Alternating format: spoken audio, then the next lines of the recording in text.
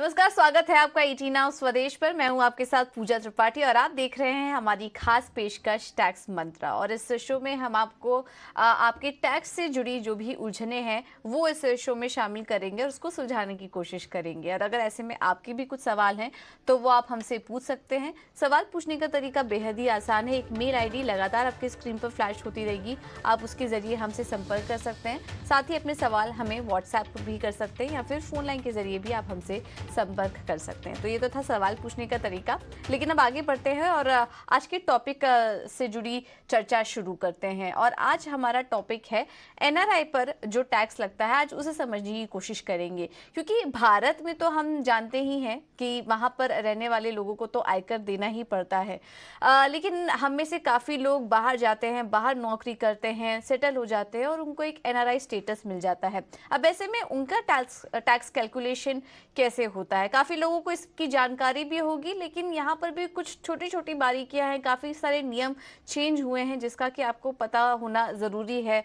तो उन पर टैक्स किस हिसाब से लगाया जाता है, जो नियम है वो क्या कहते हैं, कहाँ कहाँ पर आपको थोड़ी सावधानी बरतनी चाहिए, इन तमाम बातों पर आज हम चर्चा करेंगे। और इस खास चर्चा में हमारे साथ जुड़ चुके हैं हर्ष रुंगटा, पार्टनर फी ओनली इन्वेस्टमेंट एडवाइजर से। हर्ष जी, थैंक यू सो मच इटीना स्वदेश को समय देने के लिए। सबसे पहले तो ये जानना चाहेंगे हम, आज का जो टॉपिक हम चर्चा कर रहे हैं कि NRI से पर जो टैक्स लगता है, इसमें अक्सर हम देखते हैं कि जो इंडियन टैक्स पेयर्स हैं उन पर तो यहाँ पर टैक्स में जो 10% उनको देना पड़ता है इंडेक्सेशन के साथ में, ये नियम उन पर तो लागू होता है लॉन्ग टर्म कैपिटल गेन जब उनको होता है। और यहाँ पर हम बात करते हैं नॉन इक्विटी म्यूचुअल फंड की, यानी कि डेट इंस्ट्रूमेंट की, जो भी टैक्स के नियम कहते हैं। अब ये नियम NRI की अगर बात करें तो उनके ऊपर कितना लागू होता है, ये हम आपसे समझना चाहेंगे। तो अगर एक उदाहरण के तौर पे लें कि 10 लाख रुपए अगर एक रेसिडेंट इंडिविजुअल है, उसने 10 लाख रुपए एक डेट म्यूचुअल फंड में डाले थे। ओके, 3 साल बाद वो 12 लाख रुपए हो गए।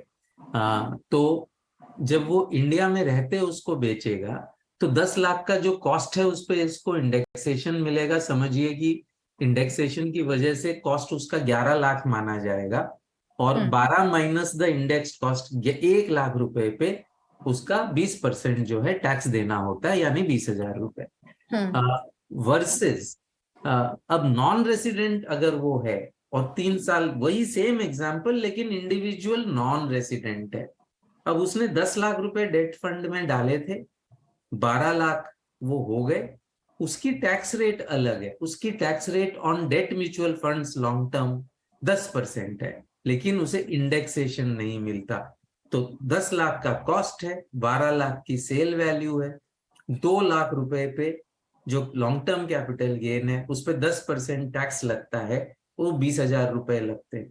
यानी इस पर्टिकुलर एग्जाम्पल में ये सेम हो गया, बट बहुत से एग्जाम्पल्स में खास करके जब समय लंबा बीतता है तो नॉन रेसिडेंट्स को इसमें फायदा भी होता है। उनका टैक्स रेट रेसिडेंट्स के मुकाबले कोई कोई एग्जाम्पल में कम पड़ जाता है डेट म्यूचुअल फंड्स के संदर्भ में। बिल्कुल। तो ये NRI के लिए नियम हुआ, ये इंडियन टैक्स पेयर के लिए भी जो नियम है वो भी हमने आपको समझाया, और उसके अलावा NRI पर क्या नियम लागू होते हैं ये भी हमने आपको बताया। अच्छा, हर्ष जी, जब लॉन्ग टर्म या शॉर्ट टर्म गेन्स की हम बात करते हैं तो वहाँ पर इनिशियल एग्जेम्पशन लिमिट होती है 2.5 लाख की, जो कि डोमेस्टिक टैक्स पेयर को तो मिलती है। इस नियम के बारे में थोड़ा हमें समझाइए, और यहाँ पर अगर कुछ गेन होता है तो NRI के लिए नियम क्या कहते हैं। तो वही एग्जाम्पल लेते हैं जो पहले सवाल के जवाब में दिया था। जी। 10 लाख के डेट म्यूचुअल फंड थे, 3 साल बाद 12 लाख में बेचे और उसका इंडेक्स्ड कॉस्ट मानिए 11 लाख था। तो अगर वो रेसिडेंट इंडिविजुअल है तो 1 लाख रुपया लॉन्ग टर्म कैपिटल गेन हुआ, उस पर टैक्स होता है 20,000 रुपए।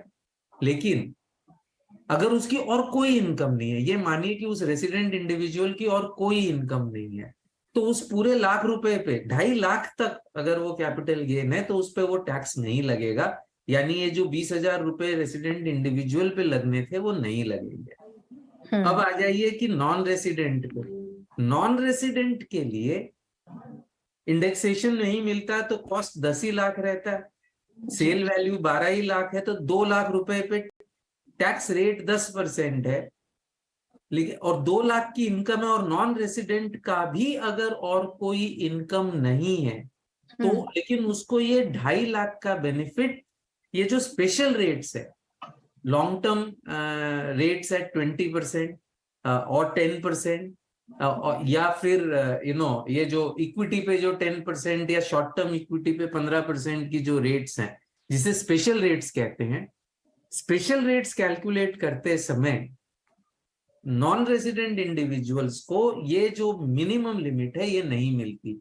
तो हमारे एग्जाम्पल में 10 लाख रुपया उसका कॉस्ट था, 12 लाख रुपए की सेल वैल्यू थी, 2 लाख रुपया long term capital gains on debt fund था। नॉर्मल अगर वो रेसिडेंट होता तो उसको उस पर टैक्स नहीं लगता, even though if he had no other income. But चूंकि वो नॉन रेसिडेंट है, even though he had no other income, उसको उस पे जो है 10% टैक्स लग जाएगा। तो ये फर्क है, ये डिसएडवांटेज है नॉन रेसिडेंट इंडिविजुअल्स के लिए। राइट और ये चीज देखिए काफी लोगों को नहीं पता होगी कि ये लिमिट उनको अवेलेबल नहीं है, एग्जेम्पशन उनको अवेलेबल नहीं है। इसमें एक बहुत खास बात आती है। तो ऐसा है कि लोग ये नहीं जानते कि वो बोलते हैं कि मेरी इनकम 2.5 लाख से कम है, मुझे रिटर्न फाइल करने की जरूरत नहीं। अब नॉन रेसिडेंट का तो 10 रुपया भी अगर लॉन्ग टर्म कैपिटल गेन हो गया तो उस पे टैक्स पेएबल है, और उसको रिटर्न फाइल करने का नीड है। अगर वो रिटर्न फाइल नहीं करेगा, इवन तो टीडीएस कटा होगा, तो टैक्स पेमेंट माइट बी 0, लेकिन रिटर्न फाइल करना जरूरी है क्योंकि देयर इज टैक्स पेएबल। और वो अगर रिटर्न नहीं फाइल करेगा तो जो वो पेनल्टी है for non filing of return, वो सारी पेनल्टीज उस पर लागू हो जाएगी। बिल्कुल। तो चलिए इस शो के ज़रिए हम ये समझने की कोशिश कर रहे हैं, एक बहुत ही आम चीज़ें हैं जिनके बारे में अक्सर हम चर्चा नहीं करते हैं। कुछ ऐसे नियम हैं, कुछ ऐसी टेक्निकलिटी है जिसके बारे में आमतौर पर हम चर्चा नहीं करते हैं, और उनसे जुड़े नियम आज हम समझने की कोशिश कर रहे हैं। अब ऐसा ही एक सेक्शन है, सेक्शन 54 और 54EC, जिसके तहत कुछ लॉन्ग टर्म कैपिटल गेन्स पर टैक्स एग्जेम्पशन मिलता है, जो कि डोमेस्टिक टैक्स पेयर्स के लिए है। हर्षी ये समझना चाहेंगी कि ये जो सेक्शन है, इसके तहत एनआरआई को भी क्या कुछ फायदा मिलता है? तो बहुत ही सिंपल है। 54 यानी एक घर के पे जो कैपिटल गेन होता है रेसिडेंशियल घर पे, उसको अगर गेन पोर्शन को आप दूसरे फ्लैट में मतलब उससे खरीदते हैं तो आपको एग्जेम्पशन मिलता है। एग्जाम्पल, आपके पास 1 करोड़ रुपए का घर था जो आपने खरीदा था, उसको आपने 1.5 करोड़ में बेचा, यानी 50 लाख के कम से कम से 2 साल के बाद बेचा, तो 50 लाख रुपए का आपका लॉन्ग टर्म कैपिटल गेन्स हो गया। और ये 50 लाख रुपए से अगर आपने दूसरा घर खरीद लिया एक समय अवधि के अंदर, ओके, तो आपको उस पे रेसिडेंट हैं अगर आप, तो उसको आपको कोई टैक्स नहीं देना पड़ेगा। सेम वे उस 50 लाख रुपए से अगर आपने बॉन्ड्स खरीद लिए, वो जो नेशनल हाईवे अथॉरिटी वगैरह के जो बॉन्ड्स आते हैं, वो बॉन्ड्स खरीद लिए, तो अगेन आपको कोई टैक्स नहीं देना पड़ेगा। अब ये लागू दोनों पे होता है, ये रेसिडेंट पे भी लागू होता है, नॉन रेसिडेंट पे भी लागू होता है। लेकिन नॉन रेसिडेंट्स के लिए सोचने और समझने की एक बहुत इंपॉर्टेंट बात ये है कि वो लोग 2 जगह टैक्स देते हैं। एक इंडिया में, चूंकि प्रॉपर्टी इंडिया में है तो इंडिया में तो टैक्स देना ही होगा। एक जिस देश के वो निवासी हैं वहां भी उन्हें नॉर्मली प्राय सभी देश अपने देश के निवासियों को जो ग्लोबल इनकम होती है उस पर टैक्स करते हैं। एक ये अजम्पशन मान के चल रहे हैं क्योंकि करीबन हर देश में वैसा रूल है, राइट। तो सब समझिए कि वो यूरोपियन यूनियन में के निवासी हैं, स्थायी निवासी यूरोपियन यूनियन के हैं, तो वहां यूरोप में भी उनको इस पे टैक्स देना होगा। तो अगर यहाँ इन्होंने एग्जेम्पशन क्लेम कर लिया, मिल सकता है, लेकिन वहां तो टैक्स देना ही होगा यूरोपियन यूनियन। और यहाँ अगर एग्जेम्पशन नहीं क्लेम करते हैं, टैक्स पेमेंट करते हैं, लेटर से 20% का टैक्स पेमेंट है, ओके, तो 50 लाख का ये जो लॉन्ग टर्म कैपिटल गेन था, इस पे 10 लाख रुपए का अगर टैक्स है, यही 50 लाख रुपए मानिए कि यूरोपियन यूनियन में टैक्स होते हैं, तो वहां की टैक्स रेट अगर ज्यादा है, तो मतलब जो भी, सपोज वहां की टैक्स रेट 30% है, मुझे अभी एकदम याद नहीं आ रहा कितनी टैक्स रेट है जी लॉन्ग जी टर्म कैपिटल गेन्स पे, लेकिन हम्म अज्यूम करिए वहां 30% है, तो वहां भी 50 लाख पे आपको टैक्स देना है, 30% यानी 15 लाख देना है। लेकिन अगर भारत में आपने टैक्स दिया है 10 लाख रुपए, तो उसका बाद मिल जाएगा, आपको नेट 5 लाख रुपए ही देने होंगे। वर्सेस अगर आपने एग्जेम्पशन इंडिया में क्लेम किया, तो इंडिया में आपने टैक्स दिया ही नहीं, तो इंडिया में तो टैक्स बचा लिया, लेकिन आपको यूरोपियन यूनियन में 15 लाख रुपए का टैक्स लग गया। तो राइट मतलब बोलने की बात, मुद्दे की बात यह है कि जब वो टैक्स की देखते हैं, टैक्स की समीक्षा कर रहे हैं, तो नॉन रेसिडेंट्स को ना सिर्फ इंडिया का टैक्स देखना है, उनको वो जहां के स्थायी निवासी हैं वहां के टैक्स प्रोविजंस क्या हैं, और उस टैक्स की लाइबिलिटी पे इंडिया में जो भी काम करेंगे उससे क्या फर्क पड़ता है, वो देखना बहुत जरूरी है। और नॉर्मली आपको इसमें एडवाइस लेनी चाहिए अपने टैक्स एडवाइजर से। बिल्कुल ठीक है। तो ये राय आपके लिए दे दी गई है। हर्ष जी, अब ये भी समझ जानना चाहेंगे, अब काफ़ी सारे हमारे एनआरआई स्टेटस वाले दर्शक जो इस वक्त आपको देख रहे हैं, काफ़ी कुछ लोग हैं जिनकी प्रॉपर्टी इंडिया में है, वहाँ पर कई बार ऐसा होता है कि रेंट पे वो प्रॉपर्टी दे देते हैं। ऐसे में क्या नियम उनके ऊपर लागू होते हैं, टीडीएस से जुड़ा नियम क्या है, ये भी थोड़ा हमारे दर्शकों को आप समझाइए। ये बहुत ही पेचीदा सवाल है। As far as the non resident is concern, तो उनपे जो टैक्स की जो मतलब इनकम फ्रॉम हाउस प्रॉपर्टी की जो टैक्स के नियम है, वो रेसिडेंट्स और नॉन रेसिडेंट्स के लिए कॉमन है, ओके, एटलीस्ट भारत में तो वो कॉमन है, ओके। ये मैंने पैसे कहा, उनका उस इनकम पे टैक्स शायद अपने जिस देश में रहते हैं उधर भी देना होगा, उसकी बात अब हम नहीं करते। अब हम सिर्फ हिंदुस्तान की बात करते हैं, तो यहाँ पे उनको जो रेंट पे टैक्स देना है, वो जो एज ए रेसिडेंट देना हो चाहे नॉन रेसिडेंट देना हो, सेम है। लेकिन इस पे टैक्स प्रोविजन बहुत, टीडीएस के जो प्रोविजन है वो बहुत पेचीदा है। अगर आपका मकान मालिक नॉन रेसिडेंट है, तो आप 100 रुपए भी उसको रेंट दे रहे हैं, उस पे भी आपको जो 31.2% टीडीएस डिडक्ट करना होगा, वन। दूसरा, आपको as a tax deductor enrol करना पड़ेगा with the tax department, quarterly returns file करने होंगे। वो जो नॉर्मल एक फॉर्म आता है जहां पे आपका मकान मालिक रेसिडेंट है, सिर्फ एक चालान भरना है साल में एक बार, वो भी ओके, वो नॉन रेसिडेंट मकान मालिक के लिए लागू नहीं होता। तो नॉन रेसिडेंट मकान मालिक को, और उसमें कोई एग्जेम्पशन लिमिट नहीं है, आप 5,000 रुपए का भी रेंट दे रहे हैं, 1,000 रुपए का भी महीने का रेंट दे रहे हैं, उस पे भी टीडीएस काटना टेक्निकल रिक्वायरमेंट है। बहुत से लोग इसको करते नहीं। बहुत से लोग क्या करते हैं कि वो अग्रीमेंट में लिखते ही नहीं कि वो जो मकान मालिक है वो नॉन रेसिडेंट है, क्योंकि जो टेनेंट है उसको कैसे पता चलेगा कि मकान मालिक नॉन रेसिडेंट है। वो इंडिया का एड्रेस देता है, पैन कार्ड में तो लिखा नहीं है कि वो नॉन रेसिडेंट है कि रेसिडेंट है। Okay? तो वो as far as the tenant is concern, वो उसको नॉन रेसिडेंट तरीके से मकान मालिक को ट्रीट ही नहीं करता, इसलिए वो टीडीएस भी नहीं काटता। और मकान मालिक जब तक उस पर टैक्स भर देता है, तब तक वैसे तो रेवेन्यू को कोई दिक्कत नहीं आती। अभी तक ऐसा सुनने में नहीं आया कि टैक्स डिपार्टमेंट ने टेनेंट्स के अगेंस्ट में एक्शन लिया हो। लेकिन अब चूंकि सब कुछ लिंक्ड है, आपको ये ध्यान रखना है। जब आप सपोज करिए आप टेनेंट हैं कहीं और आप एचआरए का एग्जेम्पशन ले रहे हैं, उसमें आपने अपने मकान मालिक का पैन नंबर दिया, तो टैक्स डिपार्टमेंट को तो पता है कि ये नॉन रेसिडेंट है। अच्छा। तो टैक्स डिपार्टमेंट आ सकता है आपको पूछने की भाई आपने टीडीएस तो काटा नहीं, क्यों नहीं काटा। तो ये मतलब बहुत पेचीदा सवाल है, मैंने इसके बारे में कई बार लिखा है कि हाँ, जी कम जी से जी। इसमें कहीं ना कहीं रिलीफ देनी चाहिए, बिकॉज एक नॉर्मल आदमी को टीडीएस के लिए एनरोल करना, रेगुलर रिटर्न भरना, रेगुलरली टीडीएस डिपॉजिट करना, ये पॉसिबल नहीं है। राइट, ये काफ़ी इम्पोर्टेंट बात आपने इसका जिक्र किया, जिसका कि ध्यान नहीं होता। यहाँ पर सिर्फ लैंडलॉर्ड को नहीं ध्यान रखना है, यहाँ पर जो टेनेंट है, जो किराएदार है, उसको भी ध्यान रखना है कि आपको भी टीडीएस के नियम यहाँ पर पता होना चाहिए। पहले तो आपके लैंडलॉर्ड का स्टेटस क्या है, उसके बारे में भी आप जानकारी रखिए, और फिर कितना टीडीएस आपको काटना ज़रूरी है, इसकी भी आप ध्यान दीजिए।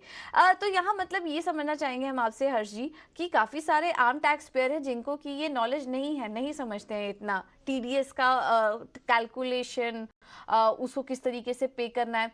तो अगर मान लीजिए उससे वहाँ पर ये चूक हो रही है, तो किस तरह की पेनल्टी यहाँ पर लग सकती है? क्या कोई नोटिस इनकम टैक्स डिपार्टमेंट से उसको मिल सकता है, या फिर किस तरह के पेज यहाँ पर फंस सकते हैं अगर टेनेंट नहीं जानता है ये टीडीएस कैसे कैलकुलेट करे?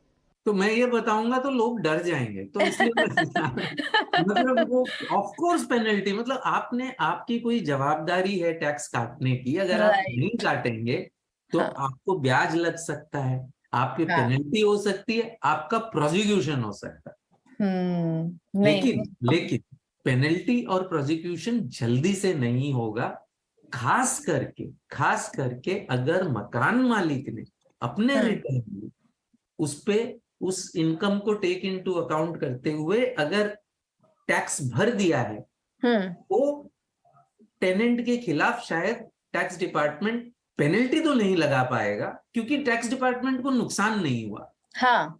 उसे देरी से मिला पैसा हम्म लेकिन नुकसान नहीं हुआ, तो हम्म पेनल्टी नहीं लगा पाएगा, ब्याज बिल्कुल लगा सकता है। राइट है। तो ये कुछ इम्पोर्टेंट बातें हमें इस डिस्कशन के दौरान पता चली, तो आप ध्यान रखिए। एनआरआई से जुड़े ये नियम है, टैक्स से जुड़े नियम है, कहाँ पे आपको फ़ायदा हो सकता है, कहाँ नुकसान होता है, कहाँ पर आपको सावधानी बरतनी चाहिए, ये कुछ इंपॉर्टेंट पॉइंट हमने इस शो के ज़रिए डिस्कस करने की कोशिश की। चलिए अब आपके सवालों को भी हम शामिल कर लेते हैं, और पहला सवाल हमें आया है अजीत कुमार सिन्हा जी का, जमशेदपुर झारखंड से। और इनके पास एक फ्लैट इन्होंने लिया हुआ है, जिसका कि पार्शियल पेमेंट इन्होंने बैंक लोन के जरिए किया हुआ है। इसकी जो रजिस्ट्री है ये जनवरी 2023 में होनी है। बट हर जी ये जानना चाह रहे हैं कि क्या FY 22-23 के लिए ये टैक्स एग्जम्पशन क्लेम कर सकते हैं इस प्रॉपर्टी के लिए? तो रजिस्ट्री से ज्यादा इंपॉर्टेंट है कि क्या वो मकान रहने लायक है मार्च 23 के पहले। ओके। अगर मार्च 31 2023 के पहले रजिस्ट्री चाहे हो कि ना हो, हम्म मकान अगर तैयार है, तो ये ब्याज का डिडक्शन ले पाएंगे, हम्म वरना नहीं ले पाएंगे। ऑलराइट। चलिए दूसरे दर्शक का भी सवाल हमें मिला, यहाँ पर नाम तो इन्होंने मेंशन नहीं किया, बट ये जानना चाह रहे हैं, एनपीएस से जुड़ा सवाल है इनका। काफ़ी सारे दर्शकों का सवाल हमें इससे जुड़ा आता है। ये 4 साल से नौकरी कर रहे हैं और टैक्स बचत के लिए एनपीएस में निवेश करना चाह रहे हैं। ये जानना चाह रहे हैं कि इसमें टैक्स में छूट के साथ साथ और क्या फ़ायदे मिल सकते हैं? तो एनपीएस एक तरीके का म्यूचुअल फंड है। इसका एडमिनिस्ट्रेशन जो है पीएफआरडीए करता है, provident pension regulatory authority, development authority करता है। इट्स एक तरीके का म्यूचुअल फंड है जिसमें कि मैक्सिमम इक्विटी का जो परसेंटेज हो सकता है उस पर लिमिट लगाई हुई है। इसके लिए एक लो कॉस्ट है, हम्म लेकिन लो कॉस्ट की वजह से न जाए, ये मेरा हमेशा से सलाह रहा है। और एनपीएस अच्छा, बहुत अच्छा है, मैं उसका समर्थक हूं, जहां हम्म तक उस पे स्पेसिफिक टैक्स डिडक्शन मिलता है। तो हम्म एनपीएस के दो स्पेसिफिक डिडक्शन है जो सिर्फ एनपीएस के लिए मिलते हैं। हम्म एक है अगर आप सैलरीड हैं, तो अगर एम्प्लॉयर आपके पेंशन में एनपीएस अकाउंट में पैसे डाल रहा है, तो up to 10% of basic plus DA वो विदाउट एनी लिमिट डिडक्टिबल है। तो आपके एम्प्लॉयर को भी वो डिडक्टिबल है, आपके हाथ में उसको टैक्स नहीं लगेगा तब एटलीस्ट। तो वो हम्म बहुत पावरफुल प्रोविजन है, उसका फायदा उठाइए। उसके लिए ऑफ कोर्स आपका एम्प्लॉयर तैयार होना चाहिए वो करने के लिए।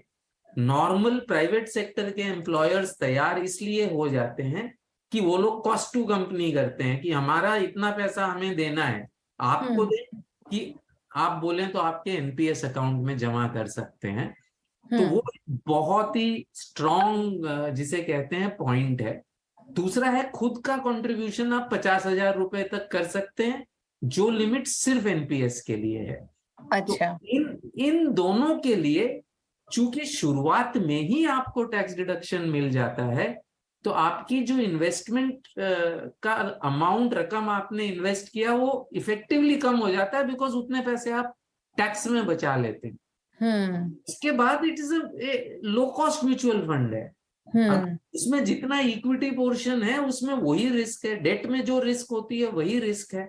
ओके, तो हो सकता है वो पैसे गिर भी जाए, लेकिन शुरुआत में आपको टैक्स ब्रेक मिलने से आपका इन्वेस्टमेंट कम हो गया, तो एक स्टार्टिंग आपको एडवांटेज मिल गया। उसके बाद it's like any other low cost mutual fund, निकालते समय 60% जो है वो टैक्स फ्री होता है, बाकी के 40% से आपको अन्यूटी लेनी होती है जो टैक्सेबल होगी। ओके। थोड़ा पेचीदा है, इसलिए टू दी एनपीएस अनफॉर्चुनेटली बहुत पेचीदा बन गया है, एडमिनिस्ट्रेटिवली भी बहुत पेचीदा है। इसके लिए जहां तक स्पेसिफिक टैक्स बेनिफिट है वहां तक उसे यूज करना चाहिए। ऑलराइट, चलिए अब अगला सवाल ले लेते हैं, और ये अंकिता माथुर जी ने हमें भेजा है। इनका ईयरली पैकेज 8 लाख के पास का है। अभी जानना चाह रही हैं कि ये ओल्ड टैक्स रेजीम में से अगर न्यू टैक्स रेजीम में मूव करना चाहती है, शिफ्ट करना चाहती हैं, तो उसके क्या प्रोसेस है, क्या बेनिफिट हैं, ये समझना चाह रही है। क्या इनको फायदा होगा अगर ये नए टैक्स रेजीम में जाती है? तो हर जी को क्या सजेस्ट करेंगे? तो सबसे बड़ा चीज ये है कि अगर आप इंडिविजुअल हैं तो आप साल टू साल डिसाइड कर सकती हैं। एक साल ओल्ड टैक्स रिजीम लिया, दूसरे साल न्यू टैक्स रिजीम लिया, तीसरे साल ओल्ड टैक्स रिजीम लिया, फोर्थ साल न्यू टैक्स रिजीम लिया। ऐसा कर सकते हैं एज लॉन्ग एज आपका बिजनेस इनकम नहीं है। ओह। सो ये आपने कहा कि अंकिता जी सैलरीड हैं, करेक्ट? हाँ, तो as long as business income नहीं है तो ये आप स्विच कर सकते हैं। Every year you can switch. Right. So आपको हर साल 2 कैलकुलेशंस जो हैं वो करने होंगे, एक अंडर द ओल्ड रिजीम, एक अंडर द न्यू रिजीम। आपको जिसमें फायदा हो वो आप चुन सकती हैं हर साल। राइट। बिजनेस इनकम बशर्ते कि उसमें ना हो। आई थिंक वो एक खाली चीज जो है वो देखने की चीज है। तो ये एवरी ईयर कैलकुलेशन करना होता है। उनकी जो लिमिट उन्होंने बताई, और अगर उसमें जैसे एम्प्लॉय प्रोविडेंट फंड होगा ही, वो कुछ इंश्योरेंस भी कर ही रही होंगी, 50,000 की लिमिट तो खैर मिलती ही मिलती है। ओके, तो नॉर्मली हमने ये देखा है कि न्यू टैक्स रिजीम में बहुत कम इंस्टेंसेस में फायदा होता है। बहुत ही कम इंस्टेंसेस ऐसे हैं जब न्यू टैक्स रिजीम में फायदा होता है, क्योंकि वो जो tax so called tax savings हैं वो ऑलरेडी वो यूटिलाइज कर रहे हैं। चाहे टैक्स उस पर बेनिफिट मिलेगा, अगर होम लोन ले रखा है उसका रीपेमेंट करना ही पड़ेगा आपको, उस पर चाहे टैक्स बेनिफिट मिलेगा ना मिले। ओके, लेकिन टैक्स बेनिफिट मिलता है। तो नॉर्मल केसेस में मेरे ख्याल से अभी आंकड़े आए थे या लोकसभा में आंकड़े शायद दिए, मुझे एग्जैक्ट सोर्स नहीं पता, but only 10% of the eligible tax payers ने न्यू टैक्स रिजीम को चुना है। वेरी क्लियरली बहुत ज्यादा अट्रैक्टिव न्यू टैक्स रिजीम नहीं है। बिल्कुल, तो अंकिता जी आपको ये सलाह दी गई है। देखिए दोनों आप ट्राई कर सकती हैं, और देखिए ये बात हमें नहीं पता थी कि आप हर साल अपने लिए ये सिलेक्शन कर सकते हैं। तो आप दोनों का फ़ायदा ले सकती हैं, और दोनों में आप खुद भी डिसाइड कर सकती हैं कि आपके लिए क्या फ़ायदेमंद है। तरीका आपको अभी हर्ष जी बता रहे थे। चलिए एक आखिरी सवाल ले लेते हैं। हमें एक दर्शक का आया है, यहाँ पर भी इन्होंने नाम मेंशन नहीं किया, लेकिन इनको इनकी मदर के द्वारा कुछ सोना मिला है, और सोने की जो कुल वैल्यू है वो करीब 1 लाख की है। इन पर किस तरह की टैक्स लायबिलिटी बनती है? हर्ष जी ये जानना चाह रहे हैं, इनको क्या सजेस्ट करेंगे आप? सबसे पहले तो उनको कॉन्ग्रेचुलेट करेंगे कि आपकी मदर ने आपको 1 लाख रुपए की गिफ्ट दी। जी। Gift from mother to son में न मदर को टैक्स होगा न सन को टैक्स होगा। ओके। हाँ, एक बात है, जब ये अगर इस सोने को कभी बेचते हैं या उसको एक्सचेंज करते हैं, बदले में और कोई ज्वेलरी लेते हैं, तो उस समय उसका ट्रांसफर माना जाएगा। उस अच्छा। समय उस पे कैपिटल गेन्स लगेगा। मदर के हाथ में जो कॉस्ट था, ओके, वो कॉस्ट सन के हाथ में माना जाएगा। जो भी उस समय उस गोल्ड की वैल्यू थी जिस पे वो बेचा गया या एक्सचेंज हुआ, that minus the cost mother के हाथ का, वो कैपिटल गेन्स होगा, उस पे आपको टैक्स देना होगा। बिल्कुल, तो चलिए ये राय आपको दे दी गई है। चलिए फिलहाल समय की थोड़ी कमी है, इतने ही सवालों को हम शामिल कर पाएंगे, लेकिन हर्षजी बहुत बहुत धन्यवाद आपका हमारे साथ जुड़ने के लिए और इस टॉपिक पर हमारे साथ चर्चा करने के लिए, साथ ही दर्शकों के भी सवालों को आप आसान भाषा में विश्लेषण करने के लिए। तो फिलहाल टैक्स मंत्रा में इतना ही, लेकिन आप बने रहिए हमारे साथ, खबरों का सिलसिला आगे भी जारी रहेगा। नमस्कार।